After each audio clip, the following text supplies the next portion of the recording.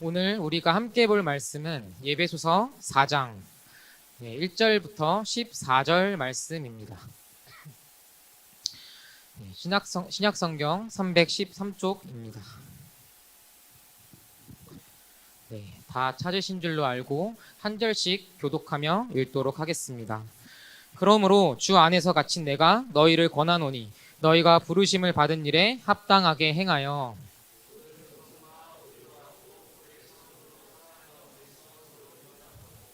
평안에 매는 줄로 성령이 하나 되게 하신 것을 힘써 지키라.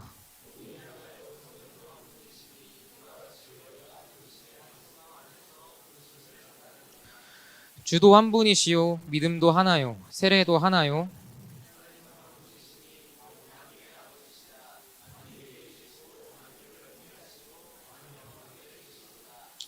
우리 각 사람에게 그리스도의 선물의 분량대로 은혜를 주셨나니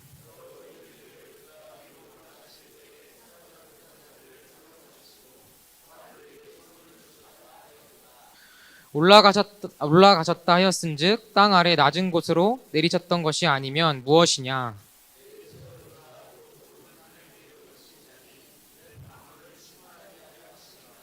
그가 어떤 사람은 사도로, 어떤 사람은 선지자로, 어떤 사람은 복음 전하는 자로, 어떤 사람은 목사와 교사로 삼으셨으니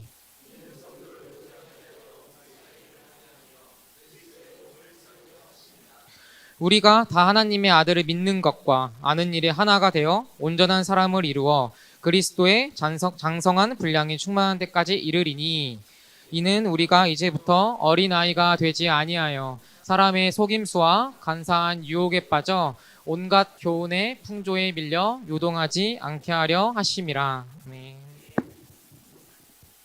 네. 오늘은 이제 하나됨의 교회라는 이제 주제로 같이 말씀을 나눠 보려고 합니다. 여러분들이 생각하는 이런 교회다운 교회의 모습은 어떤 모습이신가요? 교회가 교회다워야 한다는 말에 아마 여기 계신 모든 분들께서 동의를 하시겠지만 각자가 생각하는 그런 교회다운 교회의 모습은 다 다를 것입니다. 어떤 분은 찬양이 뜨거운 교회가 이제 교회다운 교회다라고 하실 것이고, 어떤 분은 성도를 많이 하는 교회가 교회다운 교회다라고 또 말할 수도 있을 것이고, 또 어떤 사람은 예배가 끊이지 않는 교회가 바로 건강한 교회다라고 이렇게 말할 수 있을 것 같습니다. 이처럼 우리가 각자가 생각하는 이런 교회다운 교회의 모습은 사람마다 다 다릅니다. 그렇다면 정말 어떤 것이 정말 가장 교회다운 교회이며 가장 참된 교회의 모습일까요? 이에 대한 효과적인 답을 제시해주고 있는 것이 오늘 우리가 함께 살펴볼 이 예배소서 말씀입니다.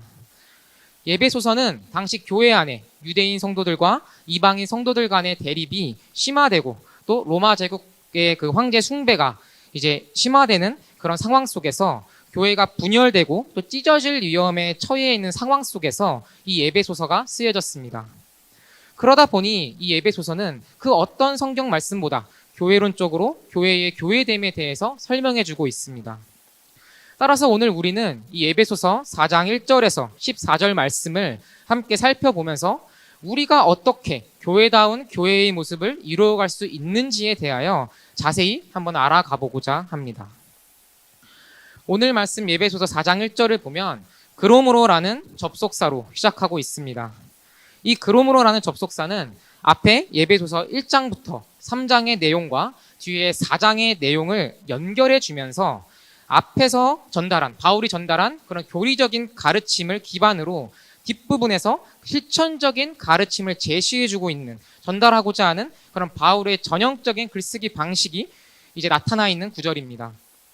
바울이 앞서 예배소서 1장부터 3장을 통해 말하고 있는 이 교리적인 가르침은 하나님의 놀라운 경륜과 구원 계획이 모두를 하나로 연합시키는 이 교회를 통해 이루어졌다는 그런 메시지로서 우리가 개인적인 구원의 영역을 넘어서 영광스러운 그리스도의 몸된 교회로 함께 부름 받았으니 이제 4장에 그러므로 너희가 부르심을 받은 그 일에, 즉 구원받은 성도로서 교회를 부르시는 그 부르심에 합당하게 행하라 라는 그런 바울의 권면이 나오고 있습니다. 그렇기에 하나님께서 우리를 교회로 부르신 그 부르심에 합당하게 행한다라는 것은 우리가 하나님의 그 부르심의 목적에 따라 교회다운 교회, 즉 참된 교회의 모습을 이루어 간다라는 것을 의미하고 있습니다. 이는 바로 우리가 참된 교회의 모습을 이루어 갈 수 있는 유일한 방법을 바울이 제시해주고 있는 것이죠. 따라서 우리는 우리를 교회로 부르신 그 부르심에 어떻게 합당하게 행해야 되는지를 우리가 이 시간 함께 살펴본다면, 우리가 그 교회다운 교회, 성경이 말하고 있는, 바울이 말하고 있는 이 참된 교회의 모습을 어떻게 이루어갈 수 있는지에 대해서 알 수가 있습니다. 우리가 이 교회다운 교회의 모습을 이루어가기 위한 그 첫 번째 방법은 성령께서 하나 되게 하신 것을 힘써 지키는 것입니다. 바울은 에베소서 2장을 통하여 성령이 하나 되게 하신 것에 대한 설명을 하고 있습니다. 에베소서 2장 18절을 보면, 이는 그로 말미암아 우리 둘이 한 성령 안에서 아버지께 나아감을 얻게 하려 하심이라, 이렇게 말을 하고 있습니다. 여기서 둘은 유대인과 이방인을 뜻하는데, 이 둘은 정말로 다른 존재입니다. 유대인들은 그리스도 안에 있었고 하나님과 언약을 맺은 백성이었지만, 이 이방인들은 하나님을 알지도 못하였고 하나님의 언약 밖에서 살아가던 사람들이었습니다. 또 유대인들은 이방인들로부터 자신들을 철저히 구별하였고 그들을 부정한 자 취급하였습니다. 그리고 이방인들은 그런 유대인들을 보면서 그들의 배타적인 태도를 이해하지 못하여 그들과 자신을 다른 집단으로 여겼습니다. 이렇게 그 둘은 태생부터 모든 것들이 달랐습니다. 믿는 신앙이 달랐고 삶의 방식이 달랐습니다. 사회적, 문화적, 경제적 그 모든 것들이 서로 다른 배경을 지닌 자들이 바로 이 유대인과 이 이방인들입니다. 그런데 그 둘을 한 성령 안에서 아버지께로 나아감을 얻게 하였다고 우리가 방금 살펴본 이 에베소서 2장 18절은 말하고 있습니다. 무엇으로 말미암아요? 그로 말미암아, 즉 예수 그리스도로 말미암아 태생부터 완전히 다른 이 유대인과 이방인이 한 성령 안에서 아버지께 나아가게 되었다는 것이죠. 그래서 바울이 에베소서 2장에서 계속해서 뭐라고 말하고 있냐면, 그는 우리의 합형이신지라 둘로 하나를 만드사 원수된 것 중간에 막힌 답을 허물으셨다. 예수 그리스도께서 율법을 폐하여서 이 둘로, 유대인과 이 이방인 이 둘로 자기 안에서 한 사람이 되게 하였다. 화평하게 하였다. 한 성령 안에서 하나 되게 하셨다라는 그런 말씀을 바울은 에베소서 2장을 통해서 계속해서 말하고 있습니다. 따라서 성령이 하나 되게 하셨다라는 것은 우리가 유대인이나 이방인이나 남자나 여자나 한국인이나 또 다른 사람들이나 다른 민족이나 모두가 한 성령 안에서 부름 받았다라는 것을 뜻하며, 이 한 성령 안에 부름받은 공동체, 즉 이 그리스도의 몸된 교회라는 이 공동체 안에서 우리는 동일하게 하나님의 은혜를 받고 교회의 일원으로 부름받았다라는 것을 뜻하고 있습니다. 이것은 우리가 하나 되고 싶다고 해서 하나 될 수 있는 것도 아니요, 오직 성령만이 하실 수 있는 일입니다. 그래서 바울이 오늘 말씀 3절과 같이 성령이 하나 되게 하신 것을 힘써 지키라, 이렇게 권면하고 있듯이, 교회로 부름받은 우리들은 그 성령께서 만들어 놓으시고 이루신 그 하나 되게 하신 것을 힘써 지켜가면서 잘 지켜나가기만 하면 그 성경이 말하고 있는 참된 교회의 모습으로 우리는 이루어갈 수 있는데요. 그러나 오늘날의 이 교회들의 모습들을 보면 별로 중요하지도 않는 이 비본질적인 문제들을 가지고 가장 중요한 성령의 하나 되게 하심을 깨트리고 파괴하고 있는 그런 모습들을 우리는 살펴볼 수가 있습니다. 실제로 미국의 어느 한 교회에서 예배당의 조명 색상 때문에 교회가 분열된 사례가 있습니다.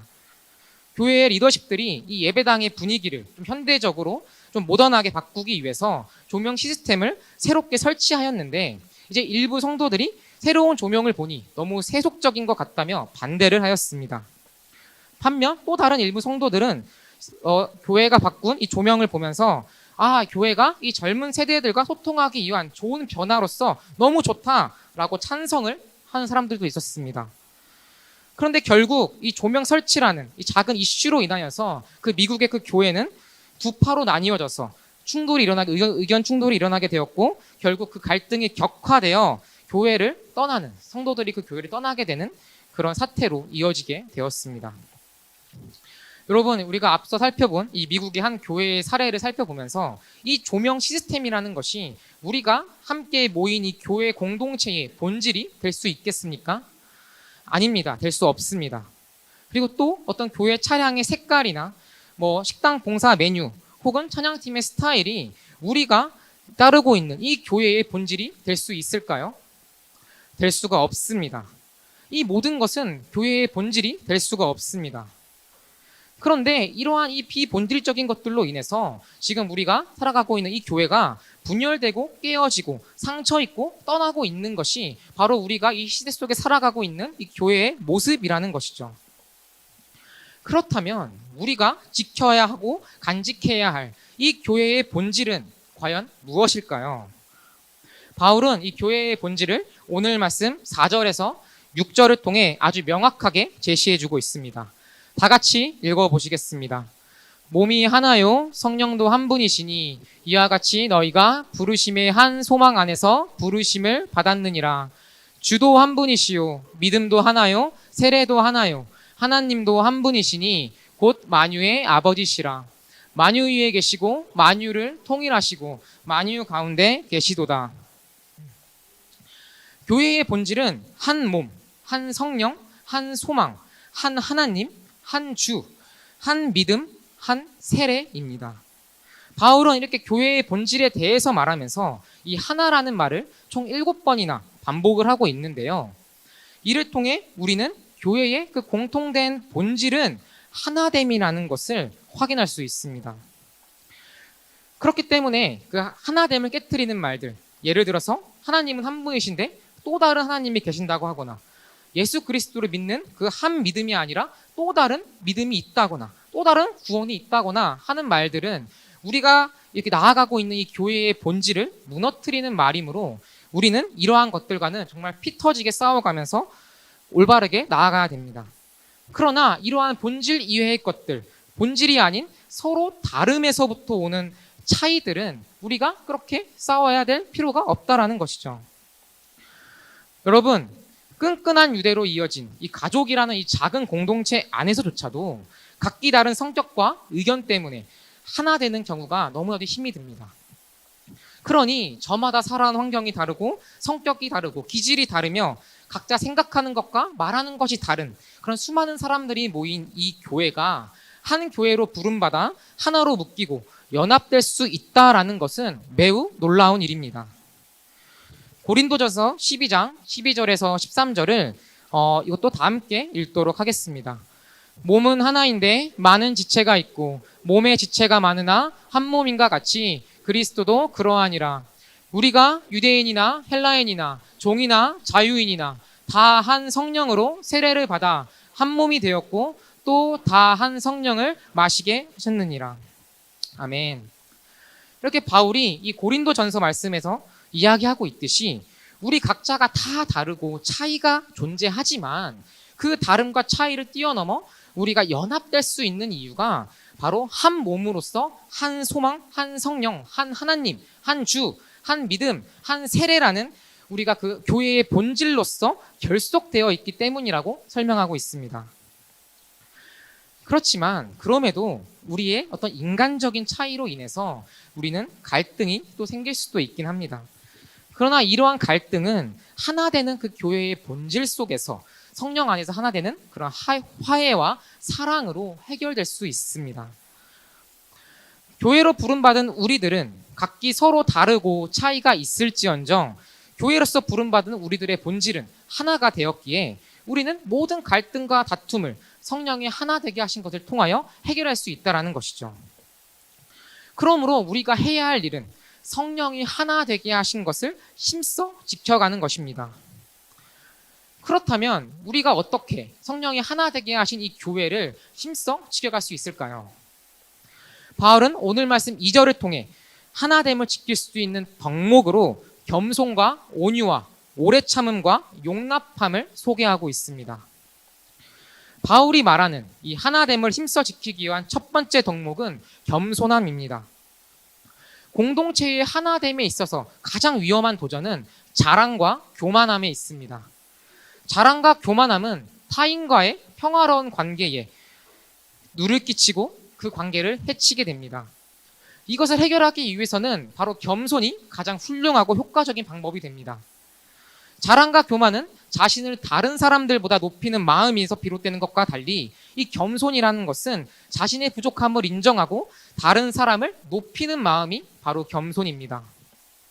이러한 겸손의 모습을 우리는 가장 잘 보여주신 분이 한 분 계시는데요. 바로 예수님이십니다. 예수님은 자격 없는 자, 자신보다 낮은 제자들에게 높으신 주님께서 친히 그들의 발을 씻겨 주셨습니다.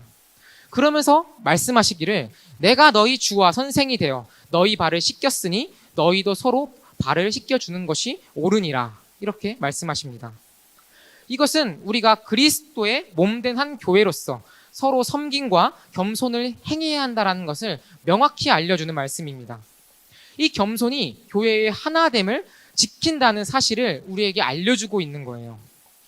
그러므로 우린 서로의 차이와 연약함을 인정하고 서로를 섬기고 겸손하는 마음으로 나아가야 합니다. 갈등을 생길 때는 자신을 낮추고 상대를 배려하면서 겸손함으로써 교회의 하나됨을 지키기 위해 우린 노력하여서 성령이 하나 되게 하신 그 교회의 하나됨을 힘써 지켜야 될 줄을 믿습니다. 하나됨을 힘써 지키기 위한 두 번째 덕목은 온유함입니다. 보통 온유라고 말하면 단순히 힘이 없고 유약함을 떠올리기 쉽습니다. 하지만 이 온유라는 것은 강한 힘을 가지고 있지만 이를 절제하고 부드럽게 사용하는 태도를 온유라고 합니다. 예수님은 온유하신 분으로서 자신의 힘을 남용하지 않으셨고 늘 사랑과 인내로 사람들을 대하셨습니다. 마태복음 11장 28절에서 29절을 보면 예수님은 수고하고 무거운 짐진 자들아 다 내게로 오라. 내가 너희를 쉬게 하리라. 나는 마음이 온유하고 겸손하니 나의 멍에를 메고 내게 배우라. 그리하면 너희 마음이 쉼을 얻으리라. 이렇게 말씀하십니다. 세상은 힘을 가진 자가 그 힘을 마음껏 휘두르는 것이 행복하다고 말하지만 주님은 그렇게 말씀하지 않으시고 그 힘을 온유함으로 조절하고 절제할 때 쉼과 평안이 우리에게 찾아온다고 말씀하고 계십니다. 실제로 예수님은 아주 강력한 파워를 가지고 계셨습니다. 십자가에 달리시기 전에 체포되고 조롱받으실 때에도 그 힘을 강력한 힘을 가지고 계셨지만 그 힘을 함부로 사용하지 않으셨습니다. 예수님이 자신이 핍박받고 채찍질 당하고 십자가에 못 박히는 그 순간까지도 예수님께서는 그 온유하심으로 그분의 사역을 감당하시고 성령이 하나 되게 하신 것을 이루셨습니다. 그러므로 온유는 교회 안에 갈등을 해결하고 성령이 하나 되게 하신 것을 힘써 지킬 수 있는 그런 필수적인 덕목이 됩니다. 교회 안에서 문제가 발생하였을 때 나에게 힘이 있고 나에게 명분이 있다 하더라도 온유한 마음으로 대화하면서 상대방의 입장을 부드럽게 들어준다면 갈등은 해결되고 교회가 하나됨으로 나아갈 수 있을 것입니다. 하나됨을 지키기 위한 이제 세 번째 덕목은 오래 참음입니다. 오래 참음이란 인내하며 상대방을 기다려주는 덕목입니다. 우리들은 각기 다른 성격과 다른 배경을 가지고 있기 때문에 서로 이해하기 힘든 상황에 부딪힐 때가 참 많습니다. 이때 이 오래 참음이 필요한데 이 오래 참 또한 예수님께서 우리들에게 본보기가 되어 주십니다. 예수님은 그 제자들의 그 부족함에도 불구하고 그들을 끝까지 인내하셨고 십자가의 고난을 당하면서까지도 끝까지 그들을 바라보시며 오래 참으셨습니다. 특히 제자들이 실수하거나 예수님의 가르침대로 이해하지 못했을 때 그조차도 예수님은 그들을 즉각적으로 꾸짖으시거나 벌하지 않으시고 끝까지 사랑으로 오래 참으셨습니다. 이러한 오래 참음이 우리 이 교회 공동체에 없으면 우리의 그 교회의 하나됨은 너무나도 쉽게 무너지게 될 것입니다. 교회 안에서 누군가의 행동이나 말이 나와 맞지 않거나 불편할 때 우리는 감정적으로 반응하는 대신 오래 참으며 상대방을 이해하고 기다려야 될 줄을 믿습니다. 예수님이 그러하셨듯이 상대방이 변화될 수 있도록 사랑으로 기다려줘야 합니다. 이것이 바로 하나됨을 이뤄가는 그런 참된 교회의 모습입니다. 마지막으로 하나됨을 지키기 위한 네 번째 덕목은 용납입니다. 용납이란 상대방의 결점이나 잘못을 참아내고 받아들인다는 의미입니다. 사람들과의 관계에서 그들의 실수나 단점에도 불구하고 이해해 주는 것이 용납이죠. 이것은 그 상대방의 잘못이나 그 잘못된 것을 무조건적으로 허용하라는 말이 아니라 사랑을 바탕으로 그들의 부족함을 이해하고 용서하는 태도를 뜻합니다. 예수님의 십자가는 이러한 용납을 가장 잘 보여주는 또 본보기가 됩니다.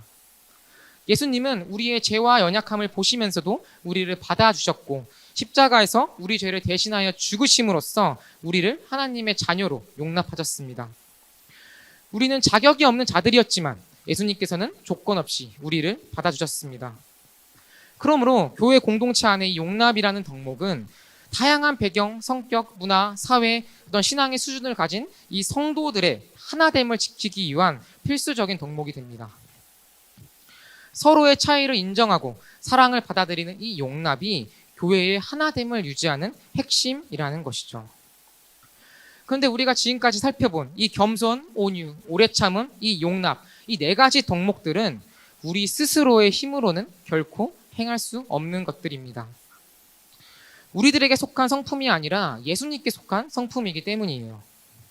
그러나 그럼에도 불구하고 바울이 이 네 가지 덕목들을 소개하고 권면하면서 우리가 이러한 덕목들을 행할 수 있다라고 말할 수 있는 그 까닭은 예수 그리스도께서 우리를 위해 이 모든 것들을 먼저 행하셨기 때문입니다. 우리는 예수님께서 우리를 위해 행하신 그 겸손, 온유, 오래 참음, 그 용납하심을 우리는 이미 경험해서 잘 알고 있습니다. 그리고 그 은혜를 지금 이 순간에도 오늘도 누려가며 살아가고 있습니다. 그렇기에 우리는 그 겸손하시고 온유하시며 오래 참으시고 사랑 가운데 용납하시는 그 예수님을 닮아서 우리를 하나 되게 하는 그 덕목들을 행할 수 있게 되었습니다. 우리 안에 그 예수님이 살아 역사하시며 우리들의 삶을 대신 살아내시기 때문입니다. 그러므로 우리는 예수님 안에서 이 모든 것들을 행해가며 성령이 하나 되게 하신 이 교회를 힘써 지켜가야 합니다. 그렇다면 우리가 교회다운 교회의 그런 모습을 이루어갈 수 있는 두 번째 방법은 무엇일까요? 두 번째 방법은 우리는 각 사람에게 주어진 이 은사로 하나 되어서 그 봉사의 일을 감당할 때 참된 교회의 모습을 우리는 이루어갈 수가 있습니다. 바울은 오늘 말씀 4절에서 6절을 통하여 이 교회의 하나됨, 본질에 대하여 설명하였습니다. 그리고 이어서 이 7절을 통해 각 사람에게 그리스도의 선물의 그 분량대로 은혜를 주셨다고 말을 하고 있는데요. 이 7절을 우리가 원어로 보면 한글 성경에는 생략되어 있어서 안 나와 있지만 이 7절 앞에 그러나라는 접속사가 붙어 있습니다. 앞에서 바울은 이 교회의 하나됨에 대해 말했지만 이 그러나라는 이 대조의 접속사를 통하여 이제는 교회의 구성원 각 개인에 대해서 말을 하고 있는 것이죠. 이는 교회의 하나됨이 각 구성원 개개인들에게 그리스도의 선물의 분량대로 주어지는 이런 다양한 은혜들을 통해서 유지되어야 함을 이야기하는 것으로 이 개개인의 다양성을 통해 10절에 만물을 충만케 하려 하심이요, 또 12절에 성도를 온전하게 하여 봉사의 일을 하게 하여 그리스도의 몸, 즉 교회를 세우게 하려 하심이라 이렇게 말을 하고 있습니다. 그러니까 교회의 개개인의 구성원들에게는 그리스도의 선물의 분량에 따라 하나님으로부터 오는 다양한 은혜들이 주어지는데 그 주어진 은혜를 따라 개개인의 구성원들이 자신의 사역을 다양한 방식으로 그 주어진 은사로서 감당하게 될 때 그 만물이 충만케 되며 하나된 그리스도의 몸된 교회가 세워질 수 있다라는 말입니다. 아담과 하와의 범죄로 인하여 이 세상에는 죄가 들어왔고 하나님의 충만함으로 가득하였던 이 창조 세계는 그 충만함을 상실하게 되었습니다. 그래서 그 충만함을 회복하기 위해서 예수 그리스도께서는 이 땅에 성육신하시고 또 부활 승천하심으로써 그 충만함을 회복하셨습니다. 바울은 이러한 그리스도의 사역을 10절을 통해 요약하여 말하고 있습니다. 내리셨던 그가 곧 모든 하늘 위에 오르신 자니 이는 만물을 충만하게 하려 하심이라. 그러면서 바울은 이와 같은 그리스도의 사역으로 인해 회복된 그 충만함이 바로 교회를 통하여 나타난다고 말합니다.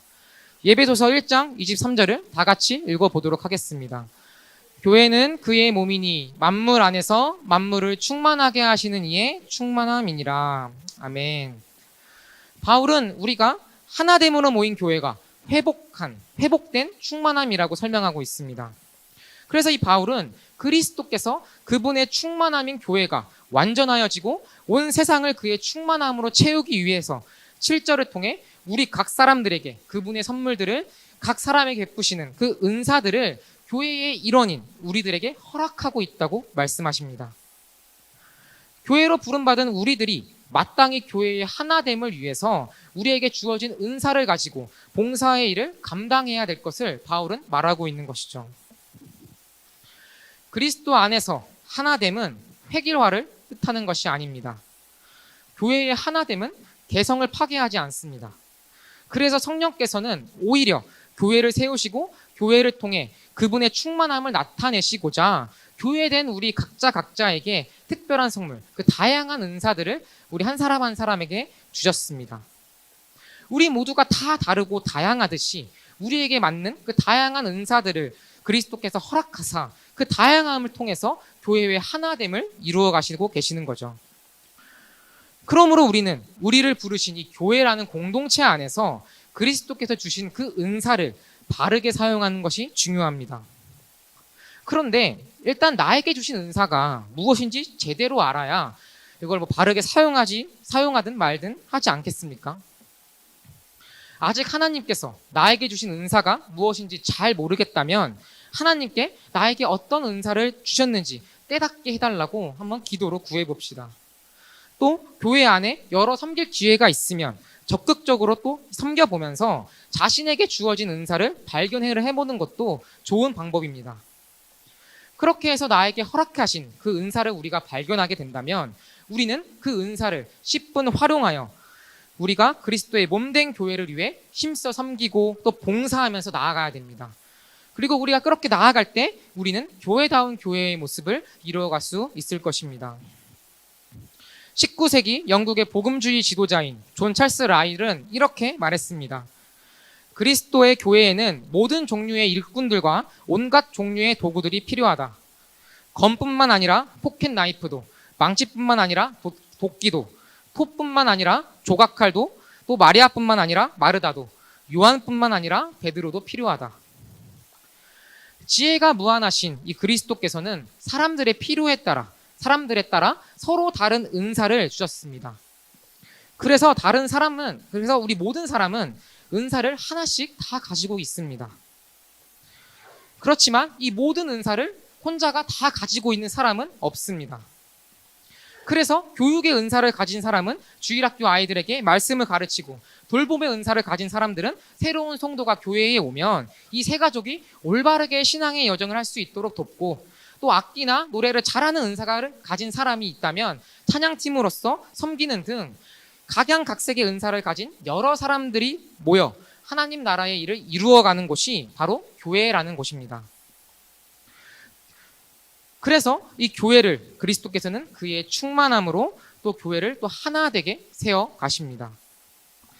그래서 우리는 자신의 은사가 무엇인지 발견하도록 노력하고 그 은사를 힘껏 개발하면서 그리스도의 몸된 교회를 세워가고 그리스도의 충만함으로 가득한 이 은혜를 누려가는 우리들이 되어야 됩니다. 우리가 성경 말씀을 공부하고 깨달아 아는 것도 중요하지만 실제적인 섬김과 봉사가 우리들의 이 신앙생활 가운데 없으면 우리의 신앙은 정체되고 말 것입니다. 그러므로 우리를 교회로 부르신 그 그리스도께서 주시는 우리들의 그 은사를 깨닫고 그 은사로 이 주님의 몸된 교회를 섬겨가며 또 봉사하는 우리들이 되기를 잊지 맙시다. 그렇게 우리가 교회를 세워가는 것이 참된 교회를 이루어가는 우리들의 역할임을 잊지 말아야 합니다. 우리는 지금까지 성령의 하나 되게 하심을 통하여 교회의 영적 연합을 이루고 성도들이 서로 연결되어 하나의 교회로서 성령의 하나 되게 하심을 힘써 지켜야 한다고 했습니다. 또 그 하나됨을 바탕으로 성도들 각자에게 주어진 그 그리스도께 주시는 은사를 활용하여서 그 다양성을 활용하여서 교회의 하나됨을 이루어가야 된다고 말하였습니다. 그렇다면 이제 마지막으로 우리가 교회다운 교회의 모습을 이루어가기 위한 이 세 번째 방법은 우리가 예수를 믿는 것과 아는 일에 하나 되어 성숙해져 가야 우리는 참된 교회의 모습을 이루어갈 수 있습니다. 13절을 보면 바울은 우리가 다 하나님의 아들을 믿는 것과 아는 일에 하나가 되어야 한다고 말하고 있습니다. 이것은 교회를 완전하게 세우는 일에 있어서 교역자들뿐만 아니라 모든 성도들이 다 예외 없이 주체로서 예수를 믿는 것과 아는 것에 참여하여서 이 교회를 세워가야 함을 알려주고 있습니다. 예수를 믿는 것과 아는 것은 신앙의 기초가 됩니다.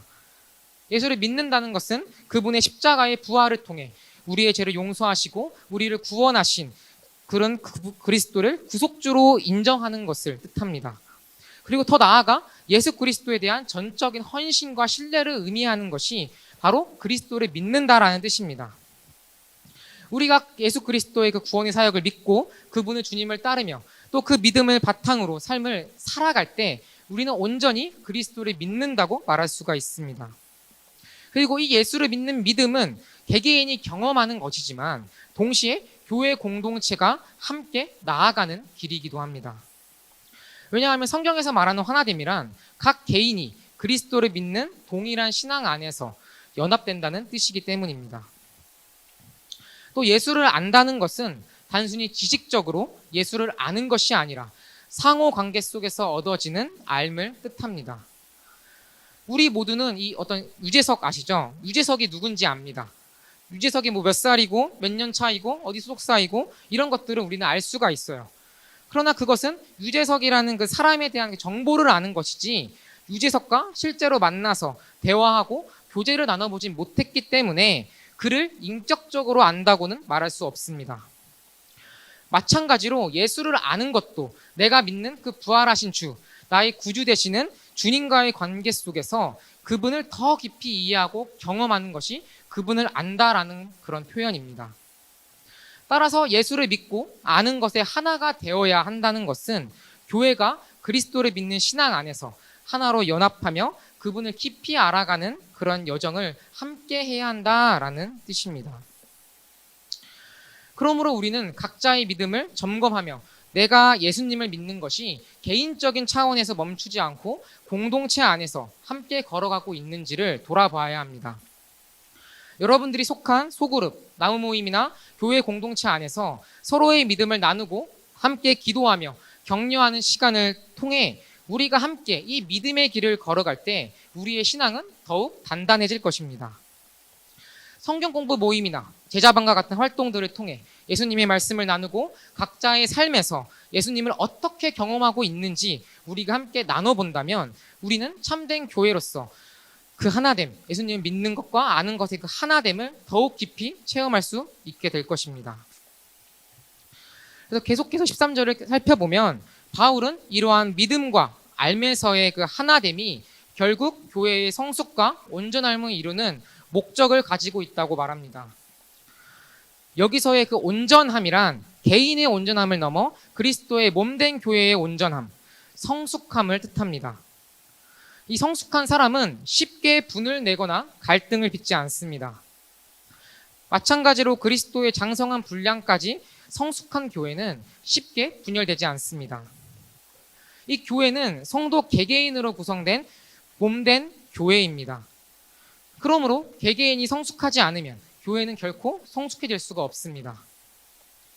바울은 14절을 통하여 성도 개개인이 성숙해야 될 이유로서 사람의 속임수와 간사한 유혹에 빠져 온갖 교훈의 풍조에 밀려 요동하지 않게 하려 함이라 라고 이렇게 말합니다. 우리가 영적으로 미성숙한 상태에 머물러 있다면 세상의 거짓된 가르침과 유혹에 쉽게 넘어가고 흔들릴 수밖에 없습니다. 이 세상에는 수많은 거짓된 교훈들이 있습니다. 때로는 그 교훈들이 매력적으로 보일 수도 있고 우리의 길을 즐겁게 할 수도 있습니다. 그러나 그 가르침들은 하나님의 진리와는 거리가 먼 우리를 죄의 길로 이끄는 속임수라는 것이죠. 그렇기 때문에 바울은 우리 각자가 성숙해져야 될 것을 강력하게 권면하고 있는 것입니다. 바울은 이렇게 성숙하지 않는 성도들이 마치 어린아이와 같다고 비유합니다. 이 어린아이는 무엇이든지 쉽게 믿고 따르며 어떤 상황에서도 쉽게 영향을 받습니다. 영적으로 미성숙한 성도들도 우리들도 마찬가지입니다. 그들은 세상의 유혹에 쉽게 흔들리며 바른 교훈을 따르지 못하고 거짓된 가르침에 속아 넘어갈 위험이 있습니다. 그러므로 우리는 그리스도의 진리 안에서 성숙해져야 합니다. 온갖 유혹과 거짓된 교훈의 풍조에 휘둘리지 않기 위해 우리는 끊임없이 하나님의 말씀을 묵상하고 성령의 인도하심을 따라가며 그리스도 안에서 깊이 뿌리 내려야 합니다. 세상은 끊임없이 우리를 유혹하고 진리에서 멀어지게 하는 거짓된 교훈들로 가득 차 있습니다. 그러므로 우리가 이런 세상 속에서 성숙하지 못하면 우리는 쉽게 그 유혹에 넘어갈 수밖에 없습니다. 오늘 우리는 예배도서 말씀을 통하여 참된 교회의 모습을 어떻게 하면 이루어갈 수 있는지에 대해서 함께 살펴보았습니다. 첫 번째로 성령의 하나 되게 하신 것을 힘써 지킴으로써 우리는 참된 교회의 모습을 이루어갈 수 있다고 하였습니다. 또 두 번째는 각 사람에게 주어진 은사로 교회의 하나됨을 이루고 봉사의 일을 감당하면서 참된 교회의 모습을 이루어갈 수 있다고 하였습니다. 세 번째는 예수를 믿고 아는 일에 하나 되어 성숙해져 가야 참된 교회의 모습을 이루어갈 수 있다고 함께 이야기하였습니다. 그러므로 우리 나즘습 교회 성도님들은 예수님을 알고 또 믿는 것에 하나 되어 성숙해져 가는 우리들이 되길 소망합니다. 성령께서 하나 되게 하신 이 하나됨의 본질을 힘써 지켜가며 나아가는 우리들이 되길 소망합니다. 또 그리스도께서 우리 각자에게 주어진 그 은사로 이 교회를 섬겨가며 또 봉사함으로써 이 그리스도의 몸된 교회를 그리스도의 충만함으로 이루어갈 수 있는 우리들이 되기를 간절히 소망합니다.